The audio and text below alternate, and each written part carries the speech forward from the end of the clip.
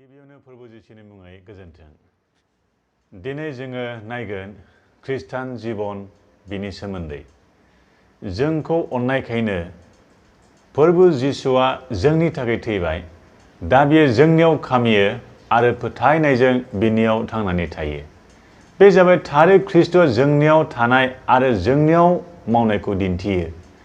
थोनहरजानाय पौला गालातिया मण्डलीनि फोथायारिफोरनो बेबायदि लिरहरदोंमोन। धोरोमियाफ्रा फोथायनायजों थांनानै थागोन होननानै गालातिया 3:10 सिरि। मानसिनि धोरोमियानि हाबा मावनायजों इसोरनियाव दाय गैयै जानो आरो नाजावजानो हाया। बबेखानि फोथायनायजोंसो जोङो थांनानै थायो आरो बे धोरोमियाथिखौ इसोरा जोंनो होबाय। पौला बुंदों आरो गाहाम खबरा बेबायदिनो नुजाहोजायो। इसोरनिफ्राय मोननाय धोरोमिया जानाया जाजेननायनिफ्राय जोबनायसिम फोथायनाय। धोरोमियाया फोथायनायजों गोथाङै थागोन होननानै रम 1:17 सिरि।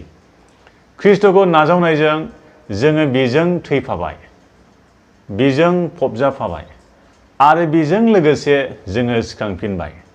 बुंनाय दङ, मानोना आयेन बादिब्ला आङो थैबाय, आङो इसोरनि थाखाय गोथाङै थानाय बादि ख्रीष्टजों आङो क्रुसाव दोगथाबफाजाबाय। आंनो गोथाङै थाबावा, नाथाय ख्रीष्टआ आंनियाव गोथाङैनो थायो आरो आङो दा मोदोमाव गोथाङै थानाया आङो इसोरनि फिसा हौवाखौ बिसास खालामनायजों गोथाङै दङ, जायहा आंखौ अनबाय आरो आंनि लागै गावनि प्राणखौ होबाय। गालातिया 2:19 आरो 20 सिरि। बेजों थैफानाया जाबाय जोंनि गोजाम आखुआ ख्रीष्टजों क्रुसाव दोगथाबफाजाबाय आरो दा गोदान आखु लानानै बिनि थाखाय गोथाङै थायो।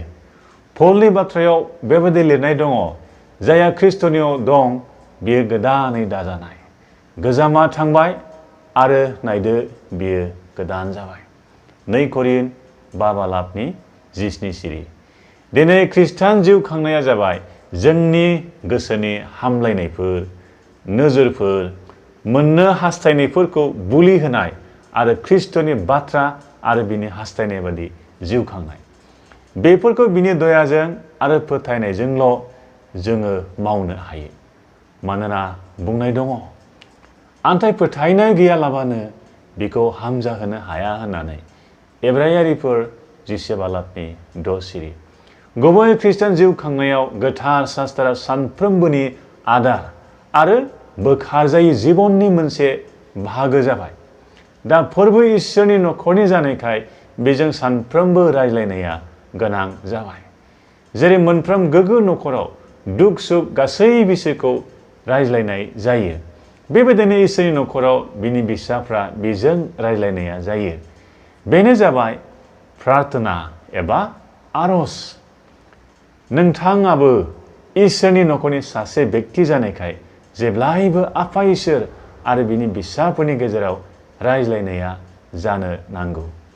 बे नखरनि सोमोन्दोखौ लाखिफ्लायनो थाखाय जोंनो गोथार जिउखौ होनाय जाबाय। बे जिउनि गेजेरजोंसो जोङो बे सोमोन्दोखौ लाखिनो आरो आफा इसोरनि गोसो जानाय आरो हास्थायनायफोरखौ मावफुंनो हायो।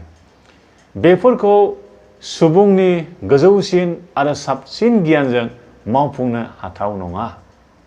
बेनिखायनो गोथार जिउखौ बिनि फिसाफ्रा लागारबो हास्थायनांगौ आरो बिजों सोफुंजानो नांगौ। साफ्रोम गथ'फ्रा गाव गावनि नखरावसो देरलांनायखौ जोङो मिथिगौ। बेबायदिनो सासे गुबै खृष्टान जानानै राफुंसारनायाव देरलांनायखौ आफा इसोरा हास्थायो। बेनिखायनो बियो गावनि फिसाफोरनि थाखाय गोथारफोरनि लोगो लाज्लायनायखौ होदों। बे जाबाय गिर्जा एबा मण्डली। मण्डलीफ्रा जेबो नङा, नाथाय मोनसे मोनसे इसोरनि नखरफोर। बेयावनो ख्रीष्टनियाव जोनोम मोननाय साफ्रोमबो देरलाङो आरो थार फोरोंजानायखौ मोननाय साफ्रोमबो राफुंसारनायाव सौहैयो। नोंथाङाबो ख्रीष्टनियाव जोनोम मोननानै दिनै राफुंसारनायाव दङना? बेबायदि जाबायब्ला गुबुनफोरनि थाखाय आरो बिसोरनो होनो थाखाय नोंथांहा गोबां गाहाम खबर दङ। बेखौनो मिथिहोदो बेखौनो जिसुनि फैफिनाय साननि थाखाय थाम थिम खालामदों। आफा इसोरा नोंथांखौ बोर होनानै दैदेनथों।